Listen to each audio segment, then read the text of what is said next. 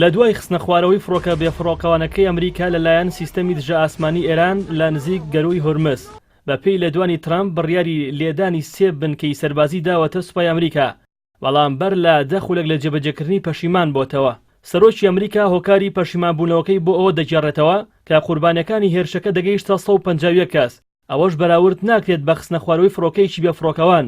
لە هەمان کاتدا سوپای پاسدارانی ئێرانیش ڕایگەیان فڕۆکەیەکی سوپای ئەمریکا کە 35 سەرباسی هەڵگرتووە و هاوڕێی فڕۆکە بێفڕۆکەوانەکە بووە. لەلایەن هێزەکانیانەوە پارێزرا و نەیانویستووە وەکو فڕۆکە بێفڕۆکەوانەکە بیخەنە خوارەوە. ئەو دووتەی سەرەوە دەری دەخات ویلایەتە یەکگرتووەکانی ئەمریکا و کۆماری ئیسلامی ئێرانیش تا ئێستا سوورن لەسەرەوەی بنەماکان یاریەکە نەگاتە جەنگی گەورە و بەم کاردانەوەیان دەیانەوێت پەیامی تایبەت بدەنە یەکتر تا بتوانن لە ڕێگەی دیالۆگەوە گرژی و ئاڵۆزی و دژوارەکان چارەسەر بکەن.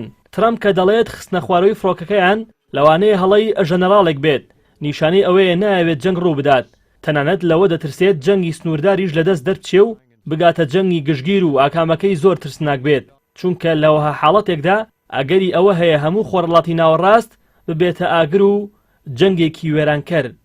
چاودێرانی سیاسی بڕوایان وایە هەردوو حاڵەتەکەی جەنگی سنووردار و گشتگیر بۆ سەرۆکی ئەمریکا ئاکامەکەی خراپە. جەنگی سنووردار دەبێتە دەستکەوت و بۆ دیموکراتیەکان و ترامپ بە شەڕخواست لە قەڵەم ئەدەن و بە پێچەوانەی دروشمەکەی دەناسێنن کە ئەو نایەوێت شەڕ هەڵگیرسێنێ وەک سەرۆکەکانی تر. بە تایبەتی کەمپینی هەڵبژاردننی سەرۆکایەتی لە ئەمریکادا دەستی پێکردووە. لە جەنگی گشتگیریشدا هەموو خۆرهەڵاتی ناوەڕاست لە ئەفغانستانەوە بۆ دەرەی ناوەڕاست و دەرەی عومان و عەرەبی دەگرێتەوە.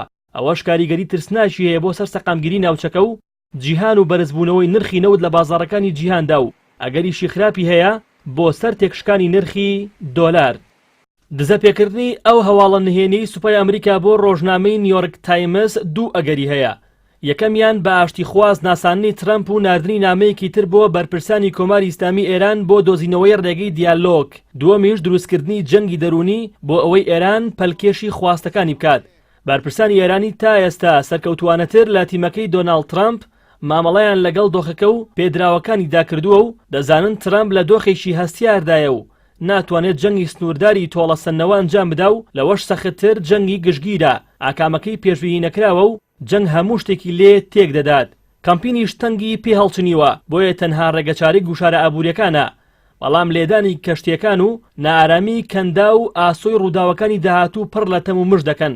ژەنەراڵ مارک هیرتینگ لەبارەی ئەم حاڵەتەی کە تیمەکەی کۆشکی سپی تێکەوتووە دەڵێت دەرچوونی ئەمریکا لە ڕێکەوتنامەی ئەتۆمی و سوپای پاسداران خستنە ناولیستی گرۆپە تیرۆریستیەکانەوە و گوشاری زۆریش بۆ سەر ئێران تا ئێستا کاریگەر نەبووە.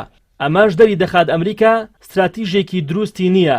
ناوبراو دەڵێت ئەوەی کە ئەمریکا دەیڵێت بە ئێران بگەڕێنەوە بۆ سەر مێزی گفتوگۆ بۆ ئێرانیەکان جێگەی تێگەیشتن نییە، چونکە ئەوان لە چواردەوری مێزی گفتوگۆدا بوون کە ئەمریکا مێزی گفتوگۆی بەجێهێشت.